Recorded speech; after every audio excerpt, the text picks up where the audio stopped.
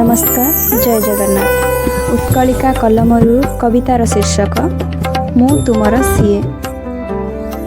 मु तुमर सीए जीए तुम छुट्टी रे फेरिबा खबर सुनी कहे मो पाई आनिबो तुम पॉकेट रे मेंचाए प्रेम। हाँ, मु तुमर सीए जीए तुम फेरिबा खबर सुनी देखे आईना सामने मो लाजे मुरुकी लोपन। मन हुए अस्थिर आउ चलचंचल, देह भितरे आसे एक सुनेली श्रीहरण आउ मधुर मिलन। हाँ, मु तुमर सीए। हाँ, मु तुमर सीए जीए तुमर घर को फेरिबा खबर सुनी टिक टिक गीत गाउथिबा घड़ी सामनारू नजर हटेनी कि दुआर बाटर से कवाट फांकरू आखि पछकू फेरेनी। अनेई बसी थाए तुम फेरिबार बाट आउ तुमको खुशी करने रखे तुम प्रेमर उपहार।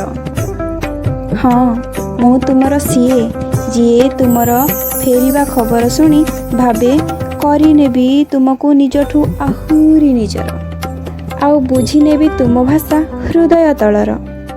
मन कहे आजी तुमको करिनेबी निजठू भी आहुरी निजर। स्थिर करिनेली आजी फेरिले मु तुमर केवल तुमर। हाँ, मु तुमर सीए जीए तुमको देखिबाकू जार आखि हुए पागल भंवर आउ सजाड़ी रखि थाए भावना रे तुम पाई देवदास पार हृदय परी ता हृदय अपेक्षा करिछि तुमको आउ तुम हृदय भाषा को केबे आसी कहिबो। खोल तुम मीठा हृदयर झरका, मु करिनेबी तुमको मो निजठू आहुरी निजर। हाँ, मु तुमर सीए जीए भाबु थाए बारंबार हौ थाए तरबर आईना को देखु थाए 100 थर आउ बुझिनिए तुम हृदय भाषार। हाँ, मु तुमर सीए जीए चाहि रही थाए तुम फेरिबार बाट। हाँ, मु तुमर सीए जीए चाहि रही थाए तुम फेरिबार बाट।